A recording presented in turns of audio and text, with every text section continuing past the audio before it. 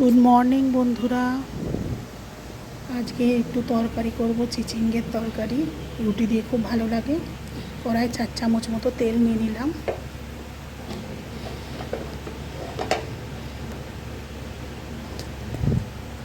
তেলটাকে একটু গরম হতে দিলাম।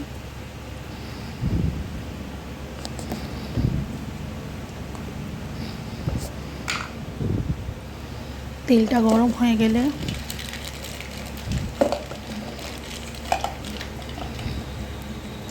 একটু 5 ফোড়ন তেলের ওপর দিয়ে দিলাম।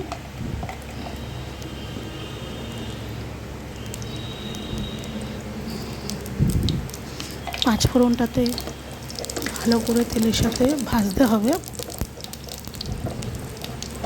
5 ফোড়নটা ভাজা হয়ে গেলে একটা সুন্দর গন্ধ বেরোবে।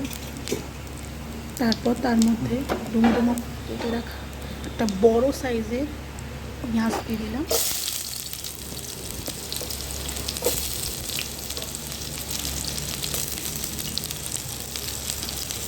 পেঁয়াজটাকে গরম তেলের মধ্যে ভালো করে ভাজতে হবে।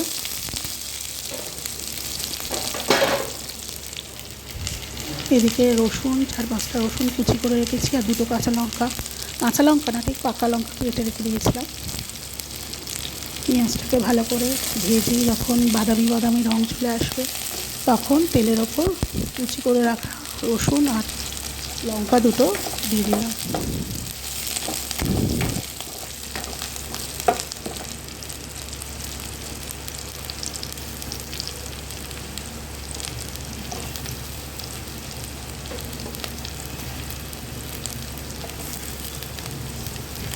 আর তেলের ওপর ইনগ্রিডিয়েন্টস ভালো করে ভেজে নিতে হবে।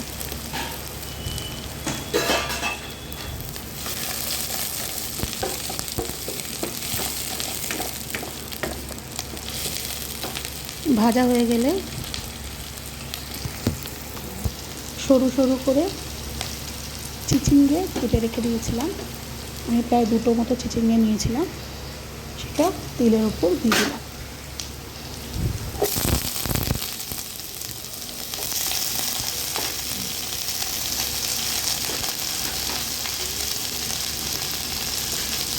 চিচিঙ্গেটা দিয়ে ভালো করে নাড়িয়ে নাড়িয়ে ভাজতে হবে। চিচিঙ্গেটা ভালো করে না ভাজা হলে তরকারিতে ঠিক স্বাদ হয় না। ভালো করে ভেজে নেব অনেকক্ষণ ধরে।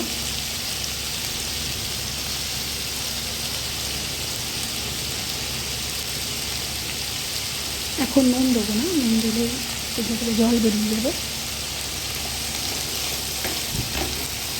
ভালো করে এমনি তেলের উপর ভাজলাম।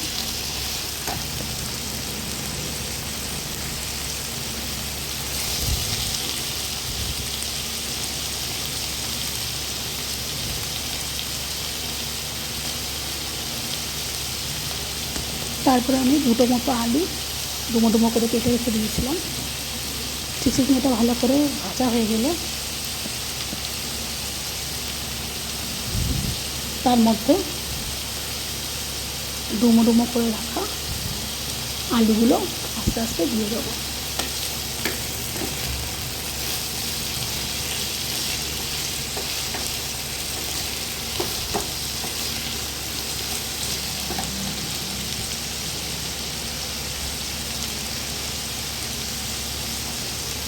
দেখো চিচিঙ্গাটা আমি এখনও ভাজছি। চিচিঙ্গাটা ভালো করে না ভাজা হলে ভালো লাগবে না।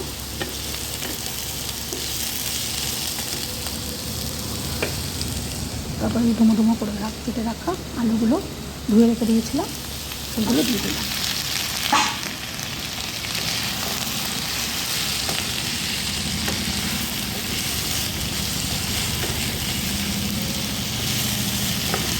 আবারও সবগুলোকে একসাথে ভালো করে ভাজছি।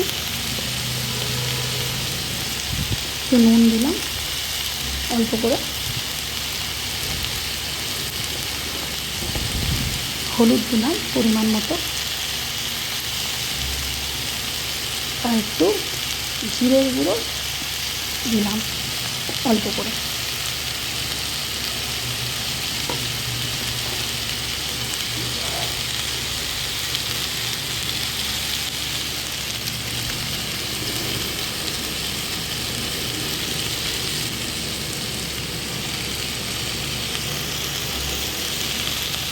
এবারে ভালো করে সব ভালো করে মেশাতে হবে, মশলাটা যাতে সবজির সাথে মিশে যায়।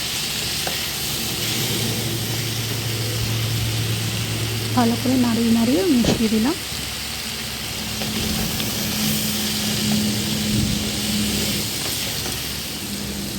অনেকে টমেটো খান, তারা টমেটো দিতে পারেন, আরও স্বাদ বেড়ে যায়। যেহেতু আমার হাজবেন্ড টমেটো পছন্দ করে না, তাই আমি টমেটোটা দিই। এবার আমি পাশে সর্ষে গুলে রেখে দিয়েছিলাম, 1 চামচ মতো সর্ষে, 1 চা চামচ, সেটাকে দিয়ে দিলাম ওপর থেকে। তারপর বড় কাপের 2 কাপ জল দিয়ে দিলাম, দিয়ে আবার নাড়িয়ে নিলাম, নাড়িয়ে ঢাকা দিয়ে দিলাম।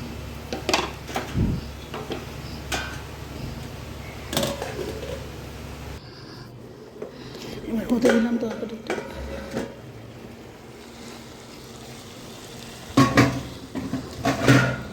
15 মিনিটের জন্য রেখে দিলাম।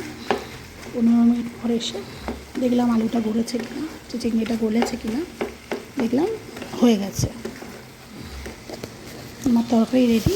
তার মধ্যে অল্প একটু স্বাদের জন্য চিনি দিয়ে দিলাম।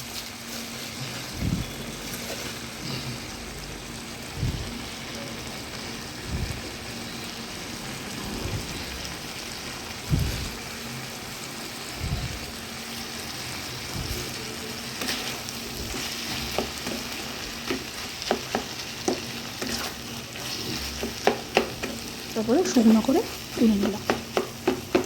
এটা রুটি দিয়ে ভাত দিয়ে খেতে খুবই সুন্দর লাগে। তরকারি তৈরি হয়ে গেছে। এবার আমি এটাকে একটা অন্য পাত্রে ঢেলে নেব।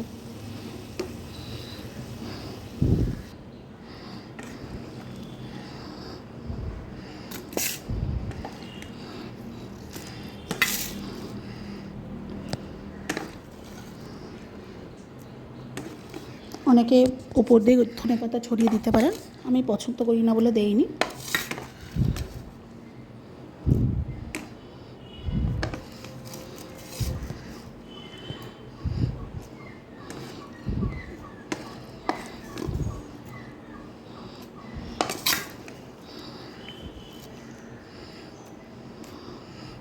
ধন্যবাদ বন্ধুরা।